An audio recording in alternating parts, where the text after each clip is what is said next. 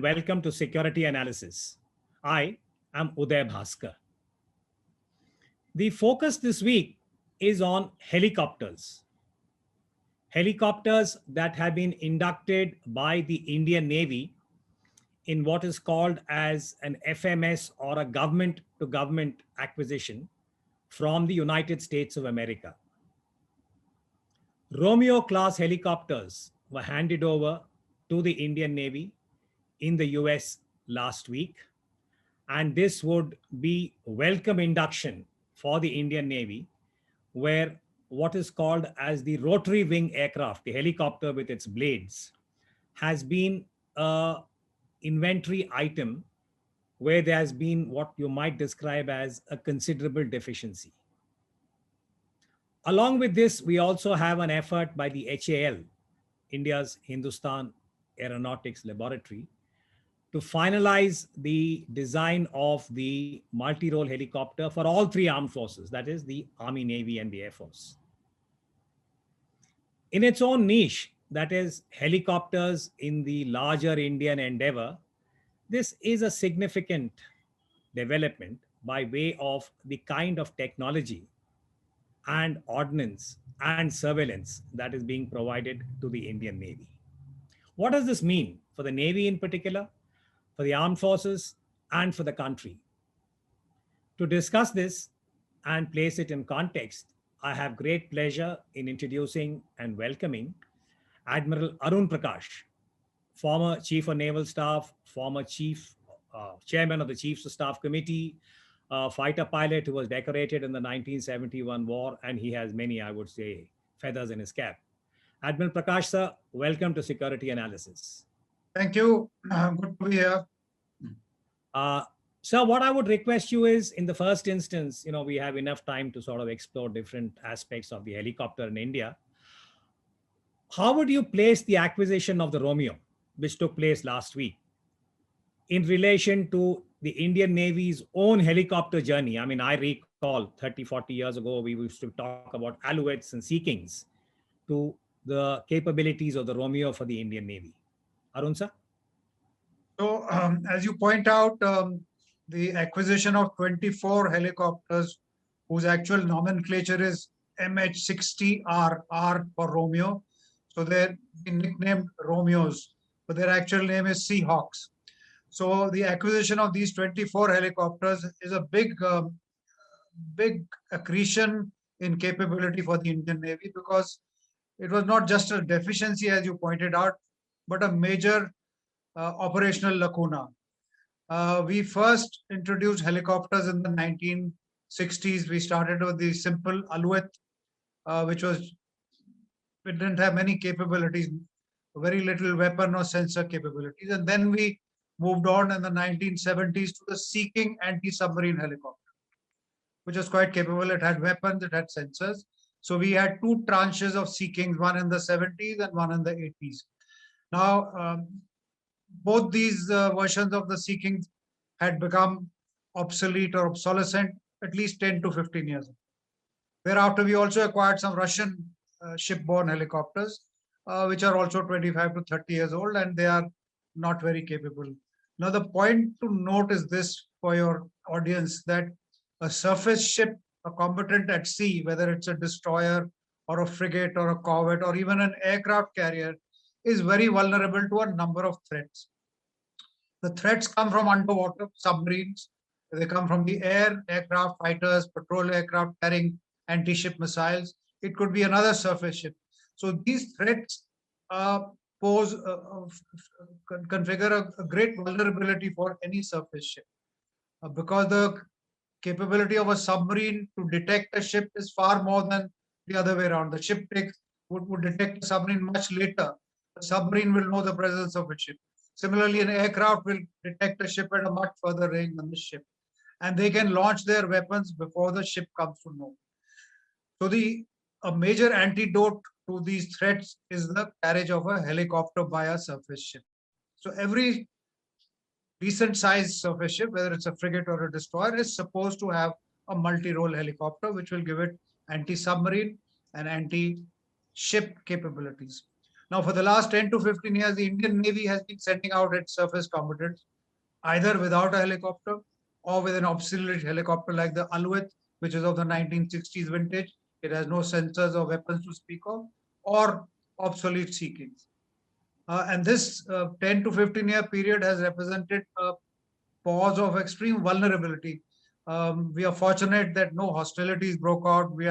Didn't have to undertake any real-time operations because sending these valuable ships, they're all 6,000 to 8,000 crores each, destroyers and frigates. Sending them out without an operational helicopter is taking a grave risk.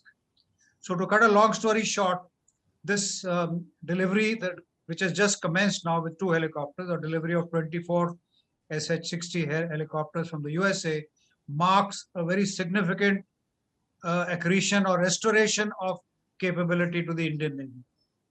So if I And could, yes. no, if I could request you to sort of extend this and compare the Romeo, the latest induction from the United States, with, say, the Sea King, in terms of ordnance and surveillance, how would you describe it, just very broadly? Okay, the Sea Kings are of the 1970s and 80s vintage, and therefore the sensors that they carried, the electronics, avionics are of that vintage. Now we moved on 3 or 4 decades after that, so everything has improved. The ranges, the detection range. Now, hunting a submarine in the Indian Ocean is a very, very tricky affair because our waters are very, very unpredictable. So you need good signal processing to detect a submarine. So with these new helicopters, they have the latest state-of-the-art sensors. They have weapons, torpedoes, and hopefully they'll have missiles which are of much longer range than we had so far. So with weapon and sensor fit, which is of 21st century vintage, the capability of the ship is that much improved. So now our ships don't have to go in harm's way. They can launch a helicopter 20, 30, 40 miles ahead and detect an enemy's presence that much earlier, or even attack the enemy before it reaches within weapon range. So it's a very reassuring. This is latest state of the art. And the other thing is that having signed certain foundational agreements with the US Navy, we are now able to share data with them. We can have data link. We can have what is called interoperability. So if there's a US Navy helicopter of the same type in the air and one of ours, they can talk to each other electronically. They can exchange data. They can exchange weapons. They can exchange the sensor. So it's a great technology jump. So may I say this tongue in cheek to a fighter pilot, that when we talk about air power at sea, it's not just the fighters, and that the choppers also have a very, very significant role to play in the composite understanding of air power and the Navy, and I dare say air power and the nation. No, I wouldn't agree with you.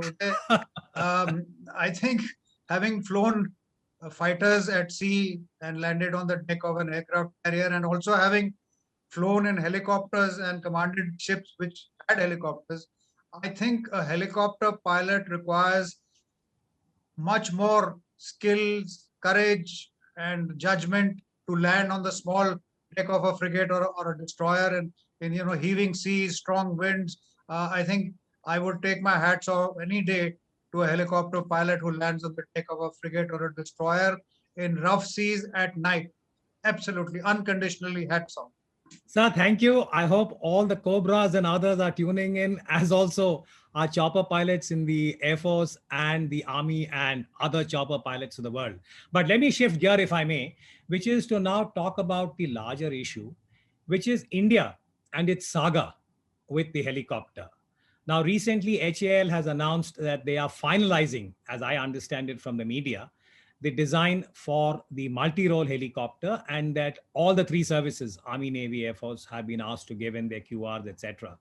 Now, you have been associated with this for decades. You have written about this. You've been Chief of Naval Staff, Chairman of COSC, and so on. How would you again assess India's quest for some degree of credibility? Because this is a question I'm often asked as a security analyst, that India is a country that makes nuclear weapons. India has got credible space capabilities. India now talks about a nuclear submarine. Why is it that we have not been able to get our act together when it comes to a helicopter? So, I mean, how would you describe this or explain this to the layperson? Arun sir? Well, helicopter is just one example of our shortcomings. Um, and to give you a short answer, it's a question of lack of vision, lack of a strategy. Whereas atomic energy has had a strategy. There have been visionary people who've laid out a roadmap ahead for India for next 50, 100 years. Space has had visionaries who laid out a roadmap and they followed it. Unfortunately, defense manufacturing, arms industry, military industrial complex has had no such, has not had the good fortune of somebody writing out a strategy or even encapsulating a long-term 50-year, 60-year vision. That's the short answer. But if I can give you a slightly more detailed answer, I'll go back in history and tell you that Hindustan Aeronautics Limited was founded in the early 1940s during World War II by Seth Hirachand Walchand. And when we got independence in 47, uh, we were well ahead of our so-called peer competitor China, whose civil war ended as the People's Republic of China came into being in 1949. So in the early 50s, India was, I would say, ahead of China in the military industrial complex because the Allied had mounted their Burma campaign from India. So we had ordnance factories, we had Hindustan Aeronautics, we had Hindustan Shipyard, founded again by Seth Walchand. So we were ahead of China at that point of time. Unfortunately, due to various reasons, there was no vision, as I mentioned. But again, to look at China's case in the 60s, when the Russians had a falling apart with the Soviets, China decided to head out on its own into the arms manufacturing business. They launched a project called Guo Chan Hua in Mandarin, which means self-reliance, reverse engineering. They took it as a national campaign, and within 10, 20 years, today they have stunned the world with the kind of huge step they've taken in every field of military technology, from nuclear submarines to ballistic missiles to, I mean, they've just about to, they finished building an aircraft carrier in 3.5 to 4 years. We are about to send our first aircraft carrier to sea in a day or two, but it's taken 11, 12 years. That's just for comparison. So coming back to the reasons that you asked about, it is that nobody, no Raksha Mantri, unfortunately, with respect to all of them, has taken it upon himself to craft a 50-year vision for India's military industrial complex. They've looked at 5 years or the next election. And our military industrial complex, by the way, is one of the most capable in the world. It consists of a huge defense research and development organization with 30, 40 laboratories, brilliant scientists, ordnance factories board, 40 factories, defense, public sector undertaking. HAL is a vast conglomerate, so is BEL and many others. So we have the makings. It is just coming back. It's just that we have lacked a vision. We have no strategy, and it is late in the day. But even now, it is not too late because if we never start, we'll never get there. So I would appeal to whoever is in charge that this is the time to sit down and craft a vision of where India's military industrial complex should go: warships, tanks, aircraft, helicopters, no matter which government is in power. That's in material. You made reference to China and the path that China had charted as far as its overall military capability, manufacturing capability is concerned. And they've made some very impressive strides over the last few decades. Now we can see that Prime Minister Narendra Modi is exhorting the country to move towards higher levels of what he describes as Atmanirbhar, which could be seen as the quest for self reliance. Now, we are often told that in today's day and age in globalization, that a country need not make everything, that it is possible perhaps to benefit from the so called global chain. But when it comes to helicopters, and this is a point that I've been trying to grapple with, it's not just the military. There is a vast requirement in the civilian sector. And given India's geography, I would add that perhaps there is also a case for development sector being enabled by helicopters, whether we talk about our islands, we talk about the Northeast, places that are inaccessible. So if you were to suggest a roadmap, even in terms of now, we talk about the strategic partnership. Now, there's a lot of focus on the strategic partnership. The Navy is aware, or the Navy has been identified for two or three flagship projects, for instance, the submarine. Now, if you were to frankly envision how should India proceed, when it has not acquired any significant design capability and all aircraft manufacture is confined to HAL? What are the most viable options for the country, both to get some level of Atmanirbhar, which is self-reliance, and will anybody give you a design? I mean, our Alouette experience with the French, or the Seekings with the Brits, now with the Americans. Is there any way that a country would give you design when there is so much competition in the military field as also in the civilian sector, specific to choppers? Arun sir? All right. So Prime Minister Modi has set before us a very noble task, which is to attain self-reliance, Atmanirbhar. It is definitely something we need to pursue with our full vigor. But the Prime Minister can only set targets. There are other people who have to implement these targets. There is a bureaucracy. There are other ministers and ministers of state and technocrats. Now, unfortunately, these slogans are often left as slogans only. In the implementation that we fail very badly, and that's what happened here. Now, coming to the topic of helicopters that you mentioned, Hindustan Aeronautics, as I said, is a huge, vast conglomerate, has already built about 600 helicopters. Most of them have been built under license, Chetaks and so on. They also built 300 light, advanced light helicopter of their own design. Own means they've taken consultancy from a German firm, but there's no harm in that. They built 300 of these ALHs, groove, we call them. So having built so many helicopters, surely the engineers, the designers, something would have rubbed off on them. But again, there's got to be a long-term vision. Some minister or somebody at the higher echelons of the government should set a path for Hindustan Aeronautics and say, okay, this is what you're going to do. And then back it up with funds, back it up with orders. So it is not so difficult to get expert. You can buy, I mean, that's one thing as you pointed out, there is no need to become 100% Atmanirbhar in anything. No country does it. It's a foolish objective to pursue. Every country takes a little bit of technology or expertise from somewhere else. So should we buy it? Don't waste time on it. But there are certain key areas where you must have Atmanirbharta. Otherwise, you can't call yourself a great power or a budding great power or have strategic autonomy. If you're buying aero engines all the time now, we just placed an order of 100 aero engines from USA for our Tejas fighter. Tomorrow, USA gets angry with you, switches off the tap, imposes sanctions. Where are your fighters? There will be no spare parts. So there are certain areas which, again, the armed forces must highlight and the government must mandate that these are technologies in which we must obtain Atmanirbhar. If we can't do it ourselves with our own expertise and skills, let's buy technology from people. It will be available and then we have to work on it.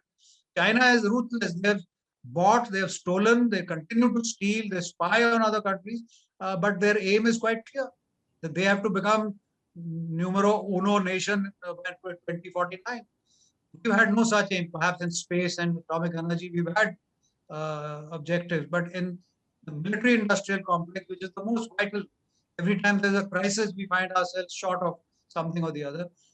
It is high time that the government of India created a strategy and a long-term vision for the military industrial complex. The nuts and bolts are all there. The DRDO is there, the PSUs are there, ordnance factories are there. A vision is lacking, implementation is lacking. The defense bureaucracy, which is a transient bureaucracy, they spend 3 years, 5 years in MOD and go on, have neither the knowledge, nor the expertise, nor the interest. So you need to create a bureaucracy which will be knowledgeable enough and motivated enough to pursue something like that. Without that, slogans are meaningless. So on this, again, I'm just thinking aloud now that you have raised, I think, some very significant policy matters, that any such national effort, and here we are talking about the whole question of the aviation sector with specific reference to the helicopters. But this is at a time when mankind is not just knocking, but has actually entered space for adventure, slash excursion, as we have just seen this American billionaire going on a trip into space with his brother and two other people. So my broader point is that aerospace is there on the global canvas. And for India, while we are talking about our very earnest effort to get the equivalent of a personal weapon for the Indian soldier, which is one end of the spectrum, as a country, I dare say we should also be looking at issues like aerospace, cyber, or all the other advanced technologies. And you spoke about ownership. I think it's a very critical point. So far, there's been nobody who has been willing to take this ownership either at the political level or at the professional level. And my point is that at the end of the day, for the Indian citizen, the logical question is that who are the people who use aviation the most? It is the Indian Air Force as a service, and the civil aviation, which is the equivalent of our commercial Air India, etc., etc. So, as institutions, is there a case for, say, hypothetically, the Indian Air Force, for instance, to invest in the HR of aircraft design as also space and create a greater awareness about aerospace? And if that is a path to be pursued or at least explored, what would you recommend as immediate activities?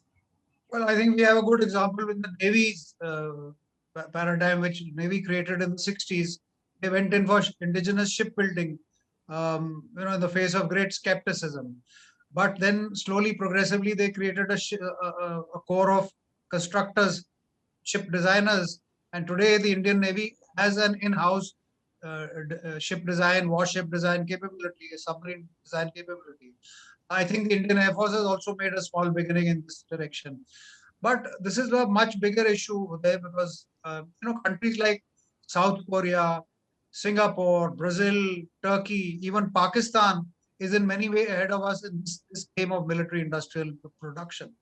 Again, I keep coming back to the same thing. This is a national level issue. We tied up with Russia for co-development of a fifth generation fighter. We invested a few thousand crores. I don't know the figure. We invested a few thousand crores, but there was a lack of perseverance at this should have been at the highest level, at the head of state level.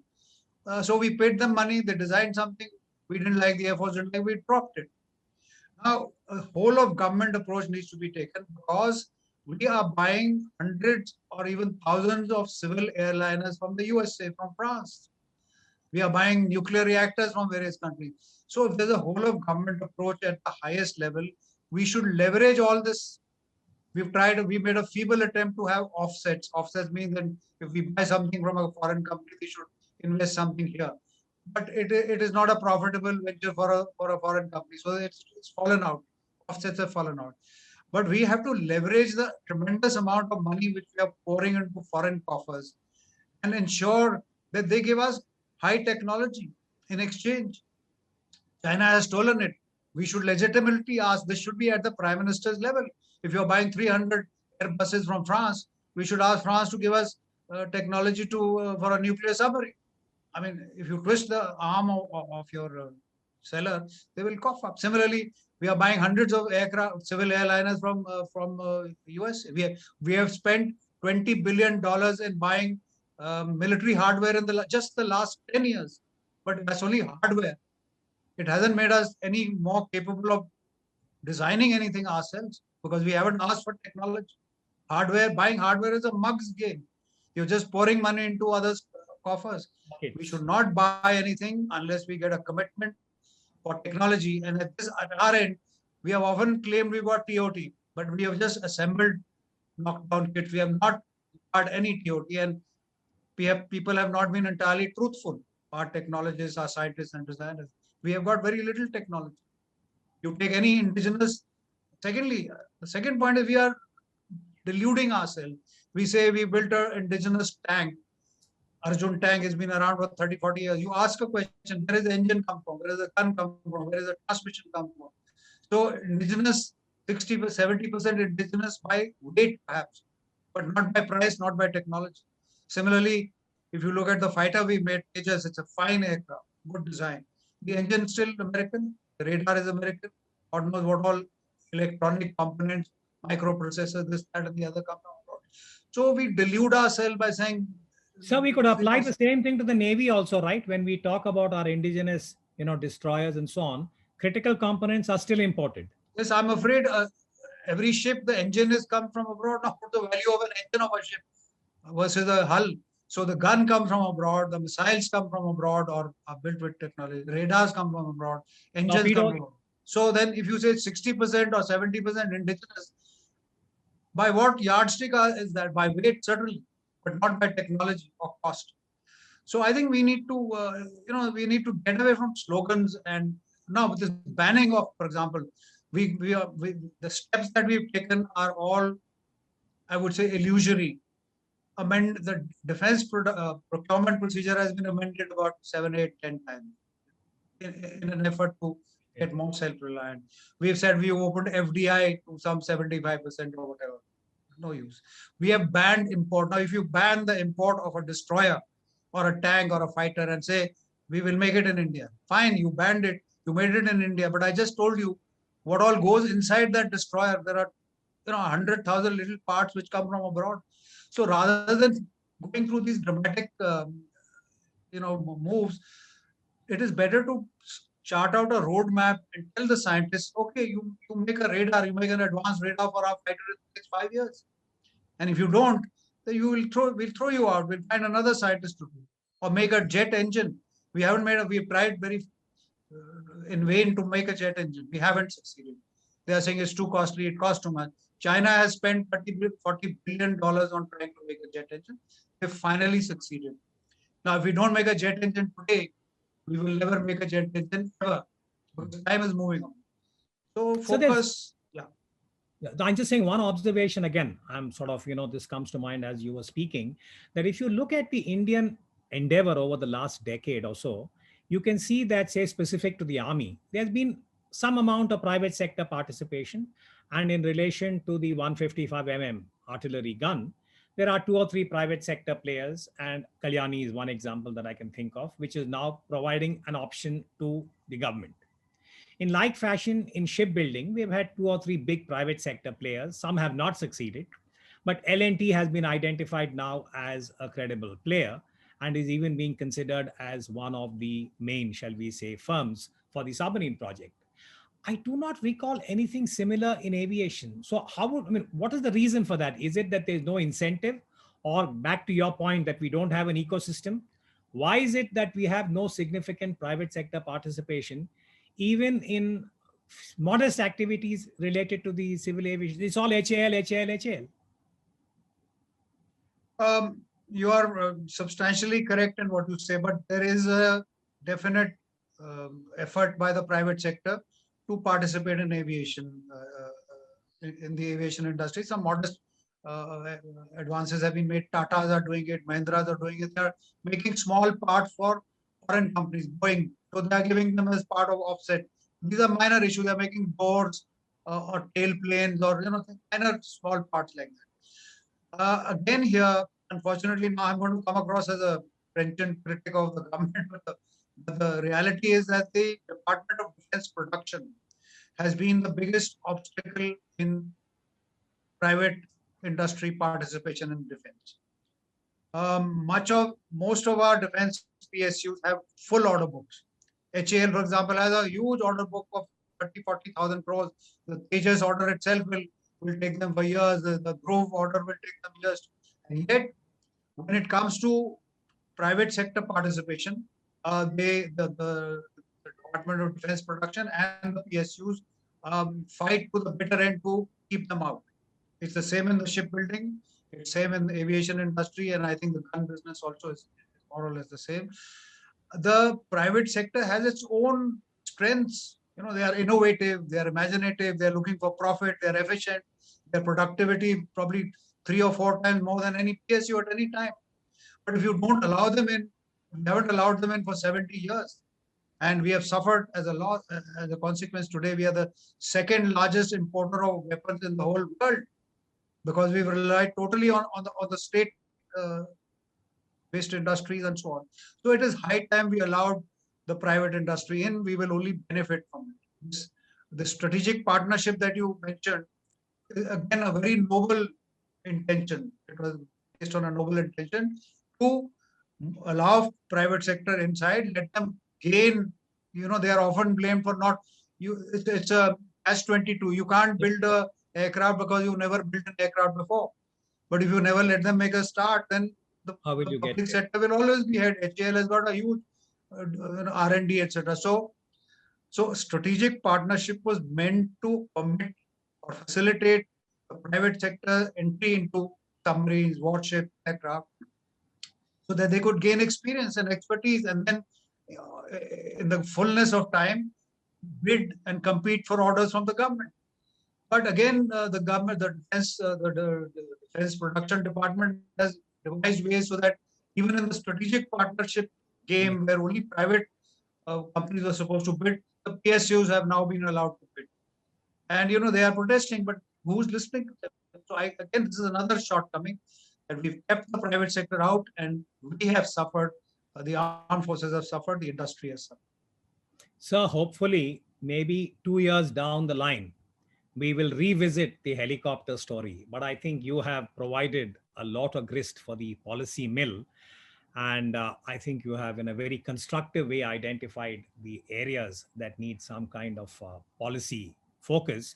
But before I let you go, I can't sort of, shall we say, not allow myself to use this opportunity, which is that here we have a fighter pilot of 1971 and all of that with you. If you were to recall any challenging chopper operation at sea, in your own experience, would you like to just briefly talk about it, either when you were in command or as the chief or the CNC fleet commander? I mean, you had worn every hat in the Navy. So I'm sure all the chopper boys would be tuning in to see what is Arun Prakash going to say.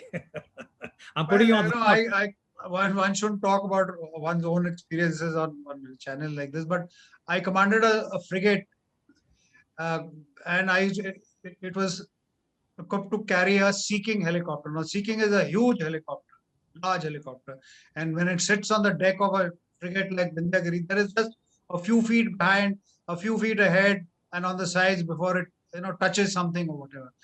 So at night, I used to go and stand on top of the hangar deck just to watch how these helicopter pilots operate. And I would stand, transfixed and horrified, because the rotor blade would be just 3 or 4 feet away from me. Pitch dark night. The ship is rolling and pitching. The wind is blowing, gusting. Ship motion, to those of our viewers who've never been on a ship, is not only sideways, it rolls from left to right, but it goes up and down by 10, 15 feet. And here this seeking pilot would come and hover on the deck for 10 minutes, 15 minutes, and my heart would be in my mouth till he actually sat down. And hence my great admiration for the skill, the expertise, and the courage of helicopter pilots. And I might mention in closing that I also participated in a helicopter crash when we landed on the deck of a destroyer. It was a very stormy morning, early morning. The deck was rolling and pitching, and something went wrong. The rotor blade hit the hangar, and the helicopter crashed on deck. Fortunately, we landed on the deck and not in the sea. It would have been a very inglorious end for a rear admiral that I was end by drowning. So again, that increased my admiration for helicopter pilots, for the expertise and skill it takes to operate ships. No doubt about that. Thanks, sir, for sharing all this. I hope it's part of your memoirs. But on that note, I want to thank Admiral Arun Prakash for providing a very candid and a very lucid insight into not just the induction of the Romeo class helicopters from the United States for the Indian Navy, but the larger challenge for India in relation to both helicopters and the entire aviation sector. There were many policy strands that he had identified. One hopes that they would be given adequate notice as far as the larger endeavor and Prime Minister Modi's exhortation of Atmanirbhar. On that note, allow me to thank Admiral Prakash for joining this program. And thank you for watching Security Analysis. We'll be back very soon with another program. Jai Hind.